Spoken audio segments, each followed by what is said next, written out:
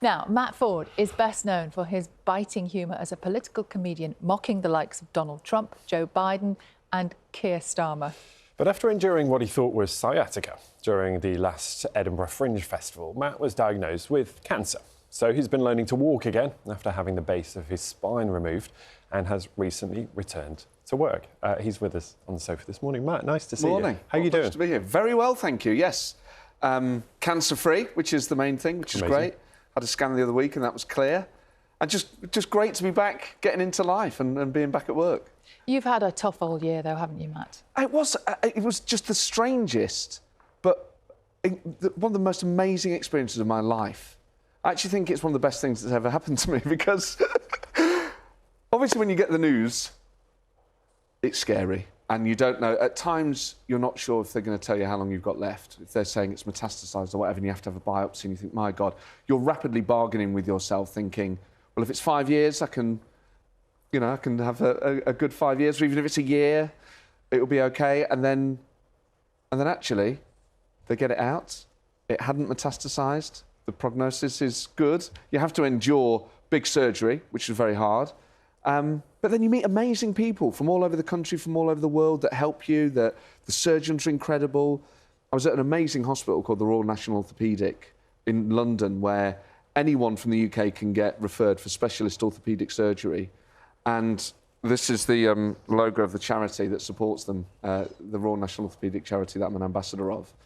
And being in there, being cared for by these phenomenal people, you just think, all these people... I would often think, thank God that they decided to study medicine or nursing or whatever it was, because every decision in their life had led them to the point where they were looking after me in my darkest moment. And I had such a good laugh in there. Like, the surgeons were amazing, the porters, the cleaners, the catering staff, the food was phenomenal. Stop. Seriously. Give it a 5-star review, Matt. Yeah, it was great. I had, apart from the weeks where I was in a lot of pain, and I realised that's a big caveat, I loved it. And I go back and I just think it was the most wonderful thing. I feel like I got more out of life that in the moment where you're not sure how long you got left, you really start to think about what life is, because we are all going to die.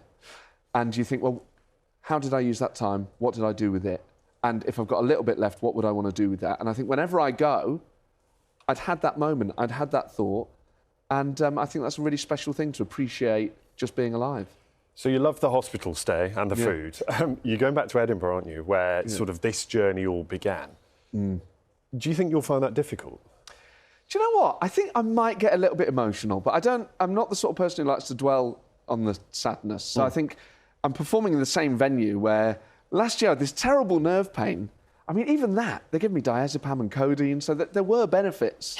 Because it felt like, that was one of the best months of my life. Like, I was high as a kite, legally. It was fantastic. But people would message me and like, oh my God, we saw you that year and you were talking about this nerve pain. And people would come up to you afterwards and go, you've probably slipped a disc. I'll text you some exercises you can do, which obviously don't work for cancer. So I think it'd be amazing to be back. And full circle moment. Yeah, and I think in life it's nice to... There are difficult times in life, and that's the time that you have to be serious about it. You have to take it seriously, and without being glib or flippant, you deal with it. And then once that's over, you can then get back to enjoying it again. So tell me this, when you had that moment where you thought, imagined, I might have a year, I might have 5 years, and it really made you think about your life and what you wanted to do, what would you change? What did you think you might change, and what did you want to do? Well, it reaffirmed a lot of stuff for me. Firstly, the only note of sadness was I just got married in May, and I just thought, I don't want our time to be... It was just the sense of sadness that our time was going to be cut short. My wife's been amazing, and she came to the hospital all day, every day, and there's no way I could be as positive without her. So that was really the only thing of sadness. The other thing I thought was, I'd always thought that people are good, that life is magical, and that you try and get everything you can out of life. So I kind of felt like I never wanted to be one of those people that thought, I wish I'd done that, I wish I'd tried that. And I've gone to watch a lot of football matches in my life. I go to Glastonbury, I get a lot out of it. And I just thought, well, that's what life's about. It's about those experiences and spending time with friends and family and having doing the things you want to do. And also I'd followed, which I think, and I realised this is a very privileged position, I'd always done the things I wanted to do. I'm very lucky to have the career that I have. It's opened a lot of doors for me. For a lot of people, work is a nightmare. They have terrible bosses. It's just a way to pay the rent. Whereas I just think, you know what, I gave it a go and I followed my passions. And really, that is kind of what life is about, the quality of your human relationships and doing the things that you really enjoy. So it just reaffirmed those things. I thought, I'm going to keep doing that. And in a way, it did make me think about God just a little bit more.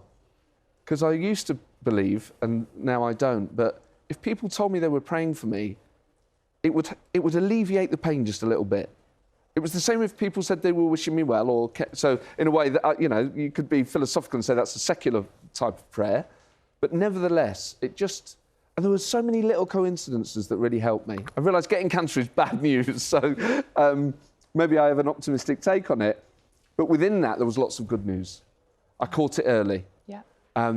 I've paid a small price, I think, for having had it. I've got a stoma and there are other changes to my body, but compared to what other people go through, I think it's quite small. And I lived near the hospital, so it meant lots of people could come and visit me. It was easy. You know, all the little things. The food was great. You know, everything that I needed to go, after getting cancer, everything I needed to go in my favour went in my favour. And that's huge, I think, once you're in that situation. Well, may everything continue to go in your favour, Matt. It's great to see you looking so well. Thank you so much. Best of luck. Loving your optimism. Yes. Thank you. Really good well, friend. life's great. Yeah. Nice to see you. Agree. Thank you. Thank you. Agree. I really cheered us up this morning, that.